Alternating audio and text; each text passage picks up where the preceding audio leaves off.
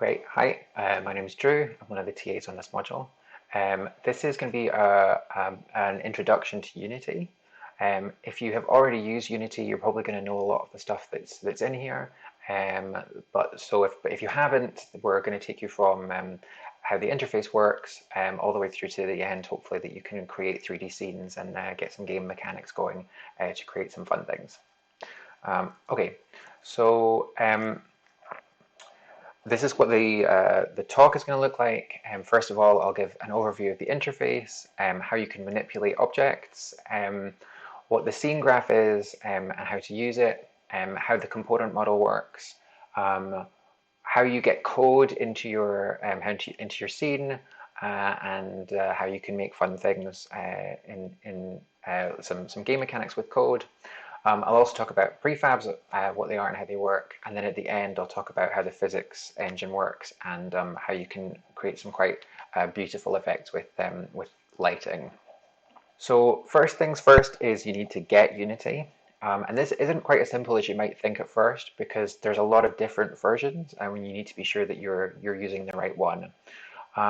And generally how you do this is through Unity Hub. So if I launch Unity Hub, so you download Unity Hub, and this is me launching it here. And you see this list of projects that I've been working on, and you can get different versions by clicking on installs, and then you can click add, and then you add, it'll ask you what version you want to add, and you choose the right version, and it'll install it. And the reason this is important is because you want to be using the same version as your colleagues, and because that means that everything that you can share files and they'll all work. But also it's because the collaborative virtual environment software that you're going to be using later in the course has been tested to work on this version. So if you work on this version, you know you're going to be getting it should be working in your version of Unity. Okay, so first of all, what is Unity?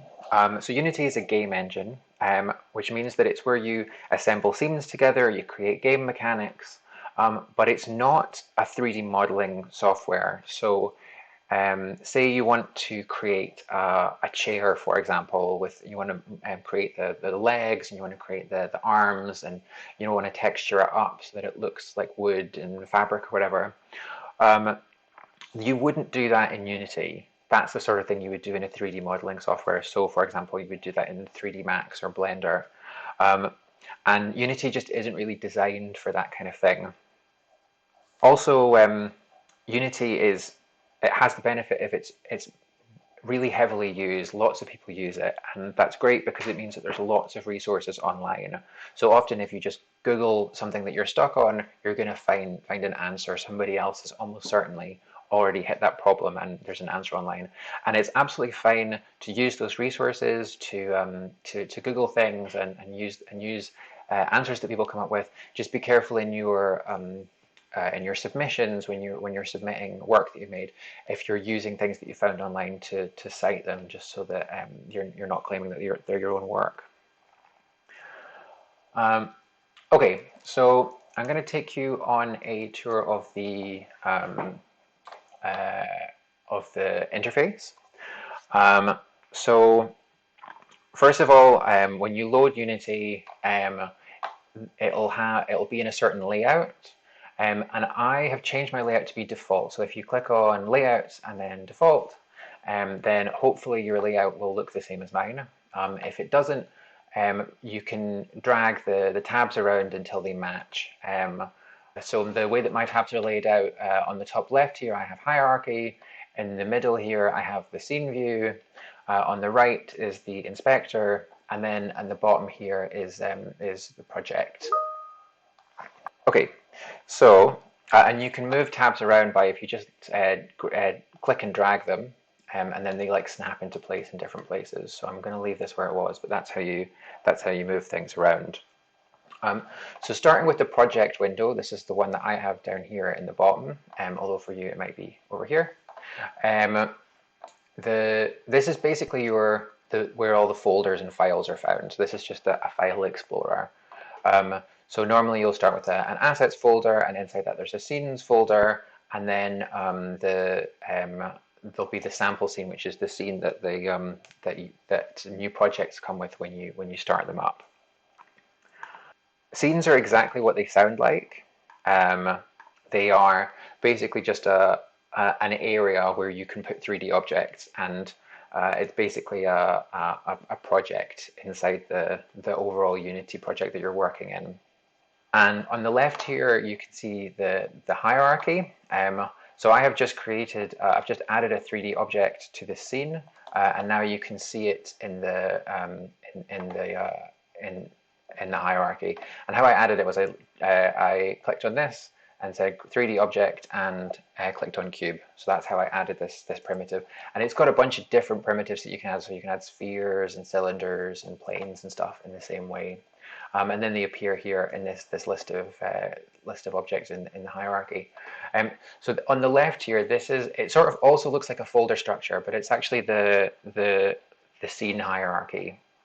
And I'll come to explain a little bit more about this later, but essentially it means that any objects which are in the scene that you're working on will appear here in this list. So this thing in the middle here is the scene view. As I said, I have added a cube, and you can rotate around by clicking Alt, and then by pressing Alt on the keyboard, and you'll see that when I press Alt, the cursor changes to a little eye. So when I press Alt and then click and drag, I rotate around the object that I'm focused on. So this is how you can rotate around. You can also zoom in and out of the object of this scene view using if you've got a click wheel on your mouse, or usually you can use gestures on keyboards with swiping up and down. So that's me swiping up and down. So the scene view shows you what objects you've got in your scene in this 3D context, and you can change the way that these are displayed to you. So up here on the left, I've currently got it unshaded, which sets so that you can see the faces. But if I click on shaded and in shading modes I choose wireframe, then it changes it so that I'm looking at like the geometry of the mesh that I've got in there. And you can also use shaded wireframe, which combines them together, so you see both the texture and also the mesh geometry. And this gizmo up here on the right hand side, so you can see when I press Alt and click and drag, the gizmo up here rotates, so you can sort of see which way you're viewing your cube from. But if you want to look at it directly down a specific axis, so say I want to look at it from the top, then I can click on the direction that I want to look at it from. So if I click on the Y, then suddenly I'm looking at it from above. And if I click on one of the sides, then I'll see it from the side. And this can be really useful if you're trying to align objects with each other and you just want to see them from the side or from the top, so that you know that you've oriented them in every axis.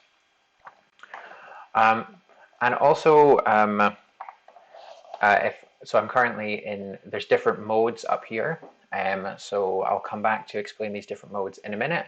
But the one that I might use at the moment would be hand tool, and that helps me like move around inside the scene. It's basically so you can grab the scene, and as you click and drag, you move side to side. So that's again up here in the top left. That's where the modes are located. And if you click on the hand one, then when you're inside the scene view, you can click and drag, and that drags you around the scene.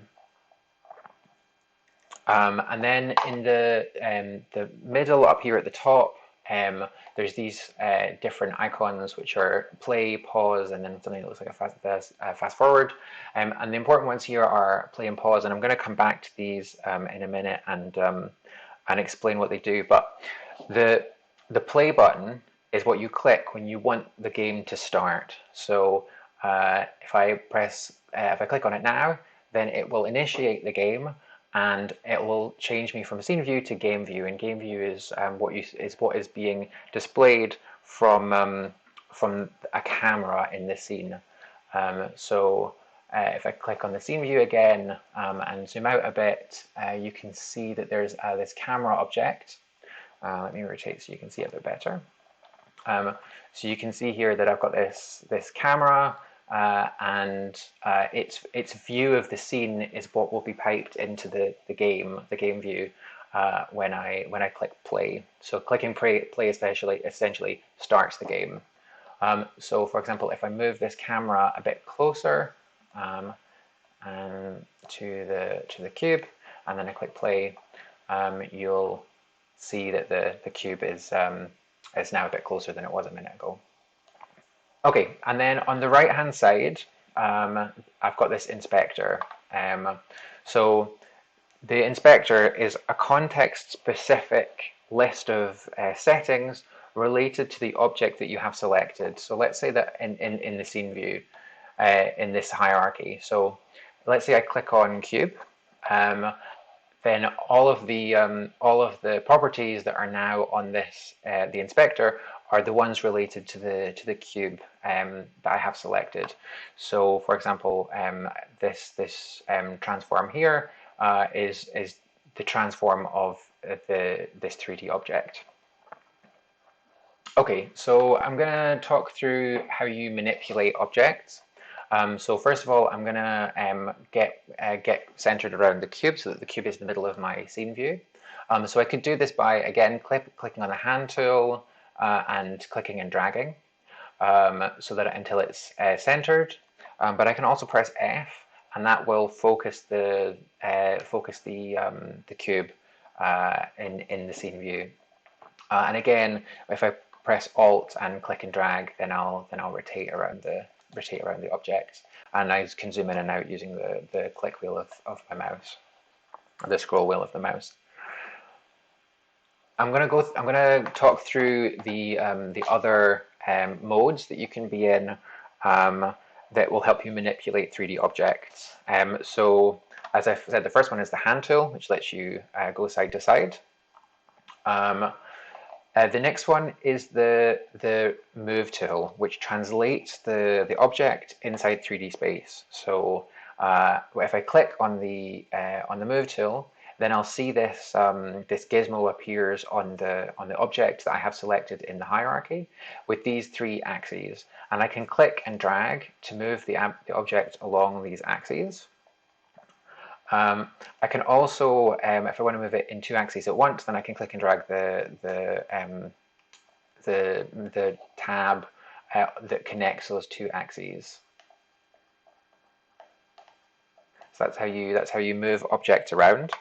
So that's the first of these, the second of these modes on the top left. You can also rotate the object, so the next one is the rotate tool. And again, when you click it, you see this gizmo appears on the scene view, and you can click and drag on these on the gizmo in the axis that you want to rotate it in. So again, this is just using the mouse. Just click on the axis, and so hover over an axis that you want to move it in. Click the mouse, and then move the mouse to rotate it.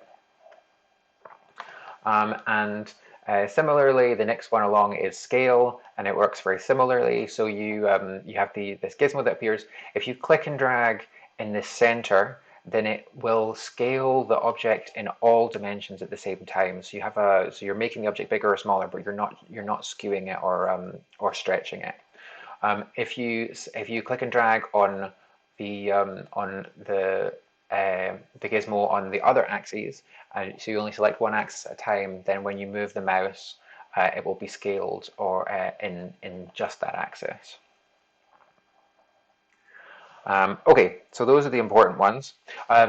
You can also use the inspector to do this as well. So as I mentioned, when you click on an object in the hierarchy, the inspector tab, which for me is on the right hand side, will become context specific. So it will be the properties of the object that you have selected, and you can change properties in these boxes as well. So you can either enter these values as numbers. So if I want to move the position along the x-axis, then I can just change this number using the keyboard. You can also click on the letter of the axis that you want to change it in. So if I click here and then drag, then it will move it along in that axis. So you'll notice when you hover over the letter, then the cursor changes to be a side to side marker, so you can click and then drag it on the axis. And the same is true for rotating things and for scaling them. I'm going to start by using those manipulation techniques to create a snowman. So first of all, I'm going to get rid of my cube. And I'm going to create a sphere. So I'm going to make a snowman, and it's going to be 3 spheres of decreasing size stacked on top of each other. And then I'll give it a hat as well at the end. So first of all, let's create a 3D object, a sphere primitive. So again, we do that by, if I right click on the hierarchy and then go down to 3D objects and then click on sphere, then it's created this sphere for me. So that's a good start for snowman. And I'm going to duplicate this sphere first off. So I'll click on the sphere and then I just do Control C, Control V to make another one. And because they've appeared on top of each other, it's not totally clear that there is another one. So first of all, I'll move it so that it's clear that there's 2. So in the top left, I change into Move Tool and click and drag on the vertical axis. And now I want it to make the next sphere up a little bit smaller. So if I click on the Scale tool and click in the center, because I want to scale all of the different axes equally. So I click in the center and then pull in so it's a bit smaller. And actually, I think possibly two spheres is enough. I was going to do 3, but actually 2 looks fine. So I've got two spheres on top of each other. I'm going to change it into shaded rather than shaded wireframes, just to so it looks a little bit better. So you can see if I'm in the top left of the scene view, I had shaded wireframe selected, but actually I'd rather have a look at it in shaded, just so that it looks a bit better. So so now I have these 2 spheres on top of each other. He already looks quite like a snowman, but I'm also going to give him a jaunty hat. Okay, so I'm gonna make him a very simple jaunty hat using a cube, which I'm gonna squish. So if I go again, I right click in the hierarchy, 3D object, and cube. So this doesn't look much like a hat at the moment. So I'm gonna first of all I'll click scale. I'm gonna scale it in all axes at once so that it's smaller. Then I'm gonna move it up to the snowman's head, and then I'm gonna click scale, and I'm just gonna scale it in the vertical axis so that it's sort of flat. It's a bit like a mortarboard hat. Okay, so you can see that I've made the hat, and it's sort of the right kind of size, but it's not in the right place, and when you're trying to align 3D objects against each other, it's good to look at things from different angles, because if you're only looking at it from one perspective, there's a good chance it's not going to be in the right place. Because if I look at it from this angle, it sort of looks fine, but then obviously when I move around, it's clear that it's not in the right place. So a good way to do this is to use the gizmo. So if I click on this top right thing here, so I'm looking at it from one side, and then I move the object using the move tool. I'm also going to, so see here just under the gizmo, there's this thing that says back, and then on the left of it, there's 3 lines which converge, and that means that I'm looking at it through a perspective projection, meaning that I'm seeing it with perspective. And if I click on this, I'll go to an isomorphic projection, which means that that things are not going to, the rays aren't converging, which means that you're seeing it as if from an infinite distance, essentially. We can make things a little bit easier to line up. So from the back, I am aligning it so that it's in the right place, and also aligning it in terms of its height. And then I'll click around so I can look at it from the side, and I can see here that it's not in the right place. And again, I'm just using the move tool and clicking and dragging. So that looks all right. I would kind of like to make the hat a bit jaunty. So I'm going to make the hat jaunty by rotating it. So again, if I click on the cube, click on this rotate, and then I want to click on the axis that I want to rotate it in, and then click and drag. So now I've got this slightly slightly jaunty hat on this guy, and I'm just going to move it a little bit because that's changed its, where it is, yeah. Cool. So now I've got a snowman with a jaunty hat. Okay, but my things are not particularly well named. So like with like when you're creating files and folders, you want things to have sensible names so that you can understand what they are. So on the left over here, I've got sphere 1 because I copy and pasted it, and cube. So this doesn't tell us anything about what these objects are. So I'm going to give them some sensible names. So if I click on the first sphere, and then click on it again, then it lets me change the name. It's not double clicking. If you double click, then it will focus on it. So that's double clicking. So if I double click on this guy, it focuses on it.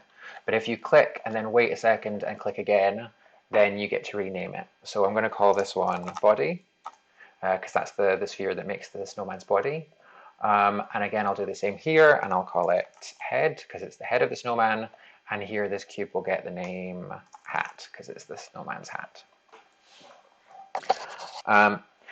Okay, so now I have a snowman with some sensibly named body parts, but they all look the same. So it sort of makes sense that the body would be white because he's made of snow, but the hat, making this hat in snow would be quite hard. So I want to change the material that is rendering the hat so that I can change its color.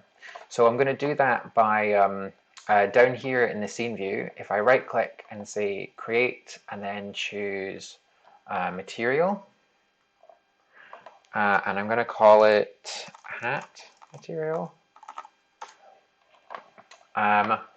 So then when I click on this hat material in the project folder, in the project tab, again, the inspector tab on the right hand side becomes context specific. So it's the properties of that material. At the moment, I've got this thing here. I'm not going to worry about all these other properties for now, but the albedo color that this shader is using is currently set to white. So if I click on here, then it'll give me a color selector, and I can change the color to black. And then if I want to apply it, set the material of the hat to be this new hat material that I've created, then I can click and drag it. I can either drag it, if I drag it in the scene view, it'll give you a preview of what it's going to look like. Or I can also do it over here. So I can set the hat object to be using the hat material. So if I just drag and drop, then you can see that the hat material has changed color and is now black. You can see that the scene hierarchy over here. We have these three components: the body, the head, and the hat. But they all sit at the same level, and they're all at the root level of the scene hierarchy. And this is a problem because if you want to move the snowman around, you want to scale him, then you have to select all of the components and move and scale them separately every time, and it becomes quite hard to work with. So what you want to do is like group things together in a hierarchy structure, just like you would with files and folders in a file system. So to do this, I'm going to create an empty game object, which is going to act as the holder for all of the components. So you can create an empty game object by saying right-clicking and saying create empty, or you can do Control-Shift-N as well to get it. So here you can see I've got this new game object by clicking Control-Shift-N. I'm going to give it a sensible name. I'm going to call it Snowman. And then in order to group all of the components of the snowman under that snowman parent object, I just select them all and then drag and drop. So now we've got this snowman object, and I can click on the move tool and move it side to side, and all the the children objects will move as well. And when I click on scale and scale the parent object, all the components scale in a sensible way. So it's the snowman still looks like a snowman. Now I'm going to talk about the component model. So every object in the scene is a game object. So earlier when I created this empty game object that the components of the snowman could sit under, I created an empty one, an empty game object, and then added the children. And every object which is in the scene is a game object. That's a sort of primitive building block that everything else is based on. And then beyond that, Unity uses this thing called a component model. So all functionality essentially in Unity is added through components. And that's what gives Unity so much strength and versatility. So even an object which renders, so for example, the sphere, it's a game object with components added. And these components are listed in the inspector over here. So you can see that the body game object has a transform, which all game objects do. It's the only component that all game objects have. And then on top of that, the functionality to render to the scene has been added by adding components. So it's a mesh renderer has been added and a mesh filter. So the mesh filter loads the mesh from disk, and then the mesh renderer renders it. And pretty much all components are added this way. So if you want to add code, for example, to your scene, then you also do it by adding it as a component to a game object over in this inspector. So that's where I'm going to move to next, talking about code. So like I said, we do it through adding a component. So if I click on snowman, and I'm going to add some code to the snowman that rotates the snowman when you press a button. First of all, I need to add a script. I can do this by clicking on in the inspector, I click on add a component. And I want to give this script a sensible name, so I'll call it rotate snowman. And first of all, it searches for existing scripts that have that name. There isn't one at the moment because it hasn't been created yet. So if I click enter, and then it's saying, do you want to create a new script with the name rotate snowman, which I do. So I'm going to press enter again. So in the background, it's creating this script. And the scripts are in C#. So when you write components that get added to Unity objects, you're writing them in C#.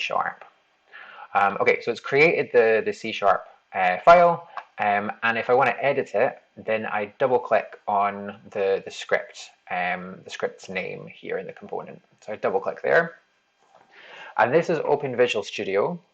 And it's opened the file that I just created, rotate snowman. And you'll notice, I'm going to make this a bit bigger.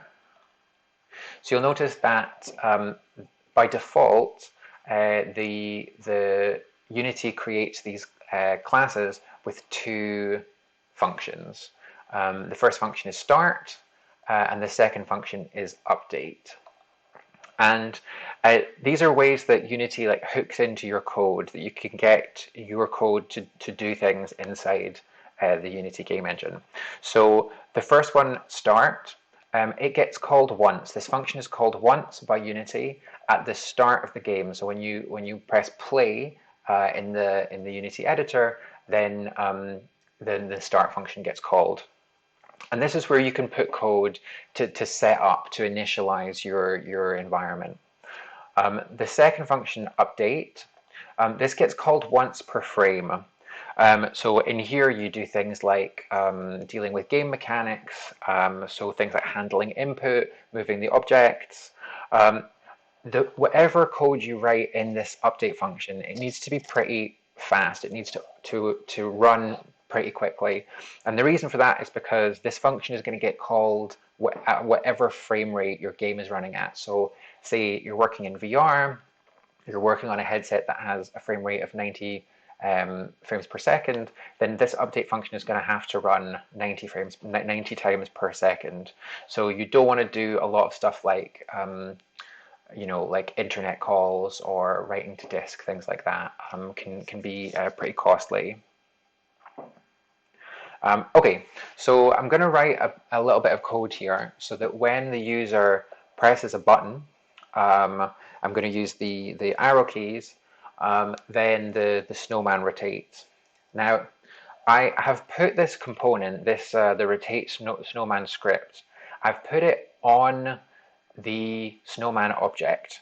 So because it's a component on the snowman object, when I access certain objects, they are referencing the snowman. So if I reference the game object,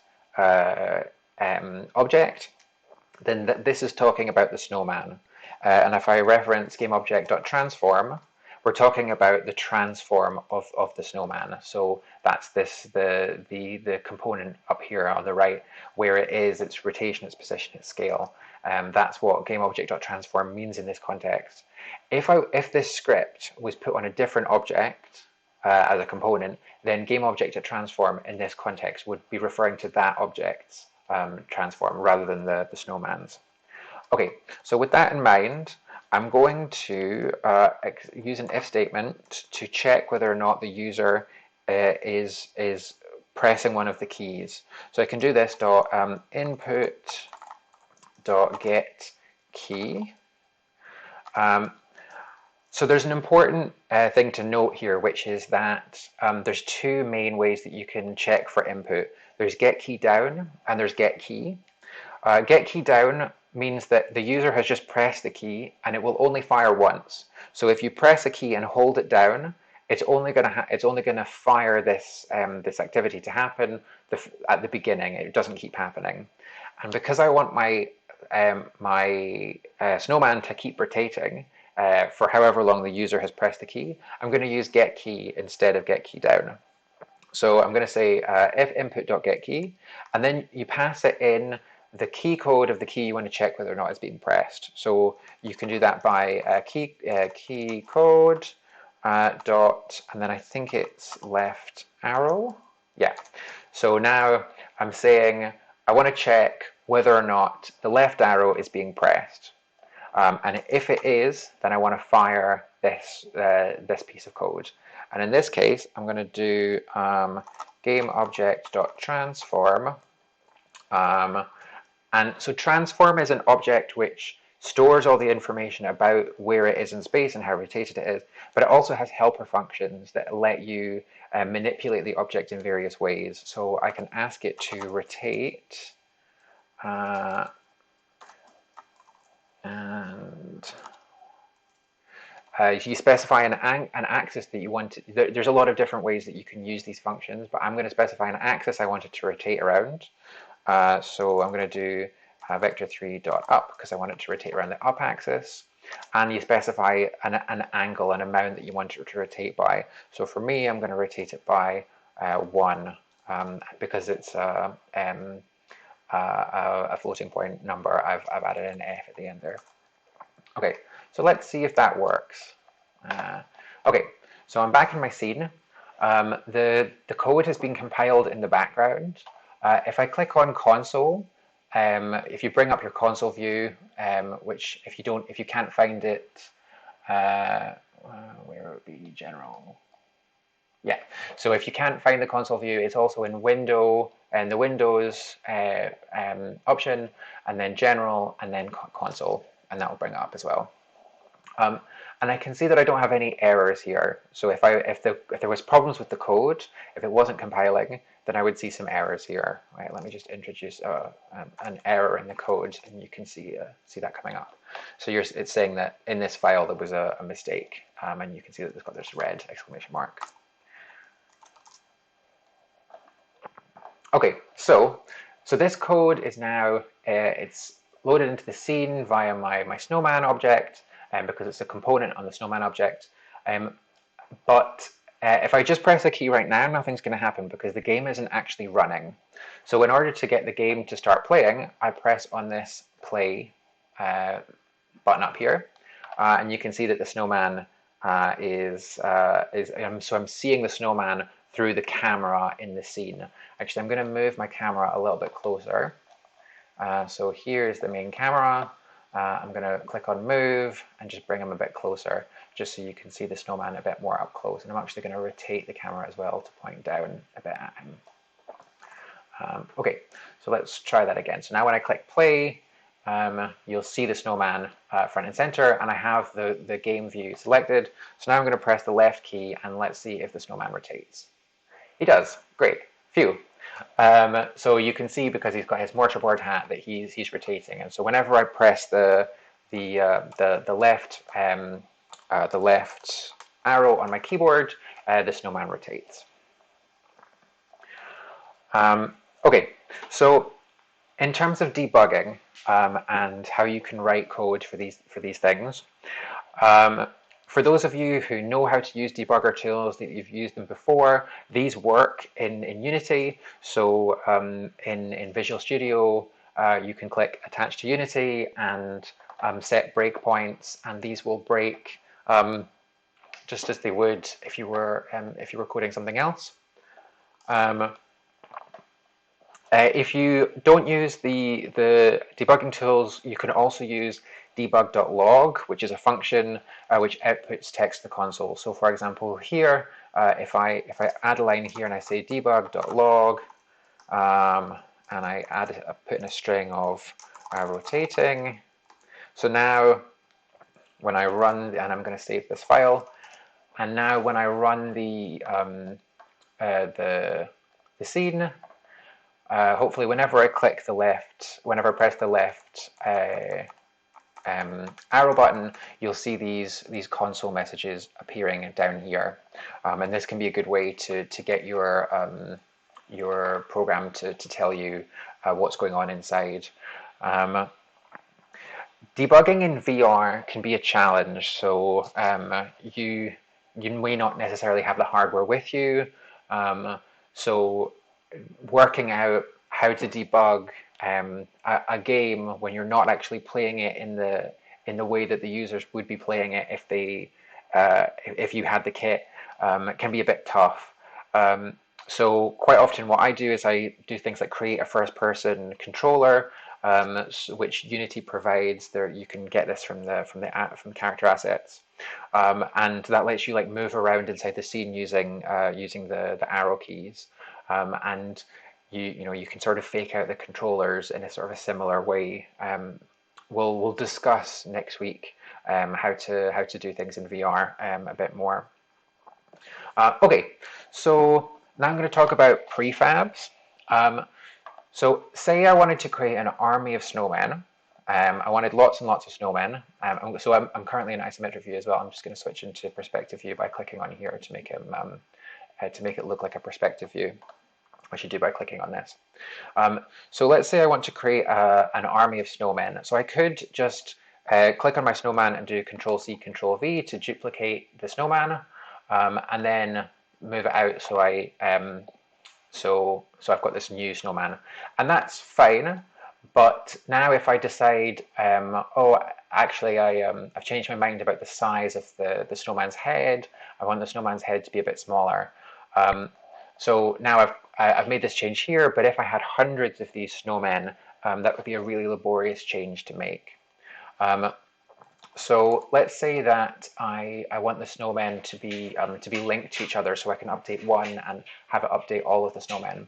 So first of all, let's get rid of that snowman. And so I can do this by using a prefab and creating a prefab object, which this snowman is an instantiation of. So to do that, I can drag and drop the snowman object from the scene hierarchy into the assets folder. And now it's created this snowman prefab for me. And I can instantiate more snowmen if I drag and drop. Then I've got this new snowman, which is also one of those objects. And I can do that infinitely many times. Let's do another one. So now I've got these three snowmen. Um, and now, so now if I edit the prefab, so if I click on this guy and click open prefab, then it'll go into this prefab view, and you can tell you're in the prefab view because the background goes this nice blue color. So now let's say that I want the head to be smaller, and so I'm going to use the tools to shrink the head and move it around so that it sort of sits fine, and change the hat so that it's a bit more close. So now I've got this snowman with this much smaller head. And then when I go back into my scene view, you'll see that all of the instantiations of that prefab have been updated with that change. Okay, so now I'm going to talk about physics and how the physics engine works. So physics has a built-in Unity engine, and like everything else, it's accessed via the component model.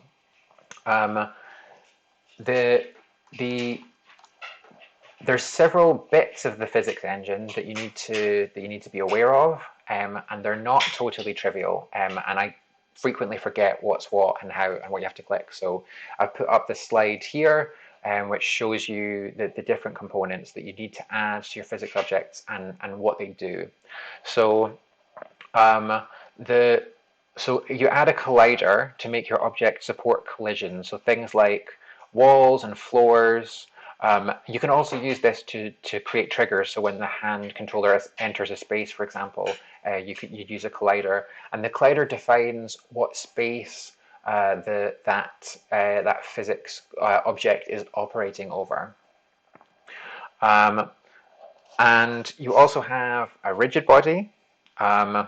You need rigid bodies for any object that moves. So if you have, so things like walls and floors don't need rigid bodies because they don't move. But if that object is going to move, then you need to add a rigid body to let the physics engine know that it's going to change location.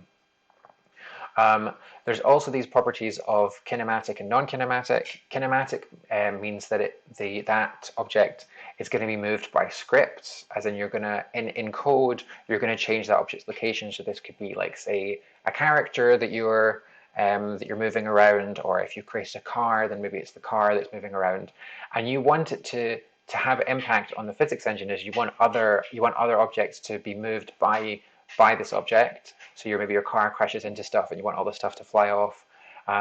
So it still needs to be part of the physics engine, but it's not being moved, but you're moving it yourself. And then non-kinematic is where it's moved by the physics engine. So this is things that you want to, objects that you want to be reactive and to respond to physics events. And there's also an option about whether or not a physics component responds to gravity. So that's this option here uses gravity. So that means that it will, if you say uses gravity and you don't have a floor, then it'll just fall to the ground. So let's use the snowman as an example. So first of all, let's put a collider on it. Oh, actually, so all the different components are going to have colliders. Yes, so each of the different components of the snowman have colliders. But actually, I think I'm going to create a collider over the whole snowman. So let's say that I want it to be a box collider. And you can see here that he,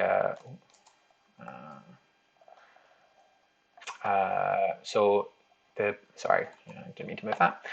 So you can see that I've added this box collider that's over the whole snowman. And I can change its size and its position using these settings here in the box collider component of the inspector. So let's move it. I don't want it to be. Yeah, I want it to be slightly further down on the vertical axis and a little bit taller on the vertical axis. Yeah. Cool. Okay, so now this guy has a box collider. So I'm going to create. I'm going to put a box. I'm going to create a floor, because if I mark these guys as using using gravity, then they're just going to immediately fall through the floor. Let's see if that's true.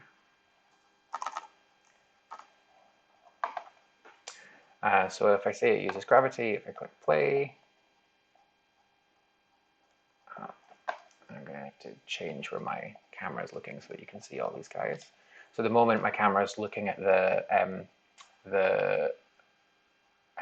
snowman from the side on, so when I click it, you just see the snowman from the side. So I'm going to click on the main camera in my scene view. I'm going to say that I want to move it. I'm going to use the gizmo to look at it from the top, so I can move it over here, and then use the rotate tool to rotate it so that it's facing towards the facing towards the snowman. Okay, so now hopefully when I press play, you'll see the middle snowman, which is the snowman that I have added these components to, fell through the floor because I've added a rigid body to it. I've said that it uses gravity. So if I get rid of the uses gravity when I click on this, it won't fall through the floor. But let's say that I want it to use gravity, and I'm going to add a 3D object underneath. I'm going to add a cube underneath to act as a floor for them. I will scale it on these axes. Okay, so now I have this surface that the snowman can fall onto, and you'll notice that he fell a little distance and then rolled because he's got this because he's got physics enabled. He fell a little bit and then rolled over. Now, if in the scene view I bash that snowman, if I move him around, if I bash him into these other snowmen, they're not shifting because they don't have these physics things enabled on them. So let's do that now. So let's, on this dude here, let's add a rigid body and press play and see if when I move the central snowman into him, if he also bounces off. Yeah. So now these have some physics enabled on them. So if I bash him into this guy, because I haven't enabled physics on this one, you don't get he gets stopped by his collider, but this guy doesn't respond to the physics components. Okay, so I'm going to talk about how you create scenes using assets from online. So I am not an artist, as you can tell from these snowmen, which look terrible. So you can still, if you're not an artist, you don't have to make every 3D object from scratch. There's huge resources online that let you download assets and include them in your scene. So there's lots of resources. So you can use TurboSquid is a good one. So this is what it looks like from the top. And if you just search, if you just Google for 3D models, then there's a huge range out there. They can cost really varying amounts of money. So some of these can be hundreds of pounds. If you filter by free, it returns mostly free things, not always free things. So you have to be a bit careful that the one that you're actually choosing is free and it has this little free logo in it. So earlier I Googled, I searched in TurboSquid for an old house, and I put on this that I wanted it to be free, and just scrolled down until I found one that looked good, and I thought that this European old house looked nice. And so you can see that it's got very beautiful textures. It's quite realistic. So I created an account with TurboSquid and downloaded this resource. So then you can see here, this is just I downloaded it. I downloaded it as an OBJ, and I can add it into my Unity project by just dragging and dropping the folder that has all the textures and the OBJ file in it. So I just literally drag it and drop it into the assets folder. Now, my assets folder, this is a bit of an aside, you can see my assets folder is starting to get a bit messy. I've got lots of stuff in here that's unrelated. So this is what a script looks like. I've got this prefab, and now I've got this old house folder, the model. So it's a really good idea to keep your assets folder clean and put things in sensible locations. So you can add folders just in the way that you would in any file structure. So I'll create one called scripts, and I'll put my scripts into it. So these guys here, I'm going to put into the scripts folder, and I would create a folder called models that has my 3D models in it, and put I'll put that in the scripts folder. And then I would put my 3D models into the models folder, and that just keeps things in the root directory quite clean. Okay, so first of all, I'm going to create a new scene. So if I go File, New Scene, and yes, I'll save the existing scene. So now I've got this totally new scene. There's nothing else in here. You can see that there's very little in the hierarchy, just the default things that it puts in. So I'm going to start by adding some by adding the house that I just downloaded into the scene. I do this by I find the folder that I had dragged and dropped into the thing, and then I find the model. So you can see here that this is the model. This house 1, and I can add it to the scene by dragging and dropping it onto the scene view or onto the hierarchy. And it doesn't look like anything's happened in this instance. The reason is because the house model that I downloaded is very big. The scale of it is a bit off, so it's really giant in comparison to the rest of the scene. So what I'm going to do is I'm going to scale it. So I'll scale it by a factor of 10, and I'll just do that by changing the values here in the inspector. I can also, like, if you zoom out, you can see it, see how big it is. But I'll just change it here. So 0.1, 0.1, 0.1. So I can make it a bit smaller than that actually.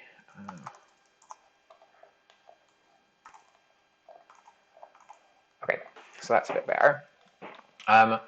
So now you can see this model that I pulled in. It looks pretty good, considering that I didn't have to make it myself. And just to make a bit of a sort of a street scene, I'm going to duplicate it a couple of times. This one I'll rotate around just so it's so I'm using the back of it. And I'll do the same down at the end. I'll add another one and copy and paste it and rotate it. And then just move it around. So that's just a very simple scene, very simple street scene that I just put together very quickly. And at the moment, this scene doesn't have a floor, so I'm just going to add a floor plane, which I'm going to do by create 3D objects and add a plane. And I'll just line it up so it's roughly at the right height, and then change its size so that it fits across the scene. It's not a particularly nice thing and a nice floor. It would be good to like add a texture to it or whatever, but it's fine for now. Because I wanted to talk a bit about lighting and how you can use lighting to make assets change the look and feel of things. So for a start, every scene comes with a default light, which is this directional light. And the directional light essentially acts like the sun, so it's infinitely far away, all the rays are parallel, and it creates very sharp shadows. So you'll notice that on the back here, this object is casting these shadows against the floor plane. So you get these very sharp shadows, and also you get the lighting on the object itself. So it's bright on this side, and on this side it's dark. And we can change the direction of the sun just by rotating the directional light component. So that's the sun moving across the sky. And if I look at it from this side, you can see that like if it's coming more from the left, then the left side is brighter lit, and if it's coming from the right, then the left side is brighter lit, and you get the shadows cast against the floor. So this can create some very beautiful effects very easily. There are other types of lights. I'm just going to add a couple of point lights because they're quite fun. So again, you add new objects by right-clicking. In this case, when it's creating a new object, you go to lighting, and in this case, I'm going to choose a point light. And point lights, I'm just going to move it so it's sort of between the two buildings. So point lights, in the inspector, you can see what kind of properties you can set. So you can set the range, which is what kind of distance they span over. So I can make this smaller. Again, I'm just if just to the left of the box input, you can click and drag, and you can move the mouse to change things. So you can change what range it goes over, and you can also change its intensity, so how bright it is.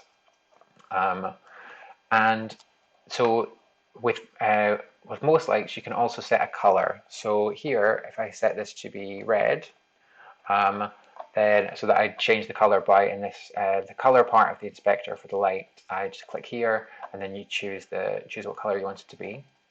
So I've made this red light, and it sort of gives the scene a completely different look and feel. And if I duplicate that light and move this new one down a little bit, then I can also change its color as well. So I can make this guy blue, a bit darker. So you suddenly, like just with lights, you've completely changed the sort of the feel of the scene. And there's other different types of lights as well. There's like spotlights and sort of other visual things that you can add. So you can also add things from something called the post-processing stack, which lets you add like very nice visual effects. So you can have a play about with them as well. That's it for them. That's it for stuff that I wanted to tell you about. So now I think you know enough about Unity to go away and have a crack at it. So try creating your own scene.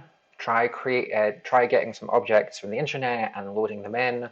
And making some scenes with them.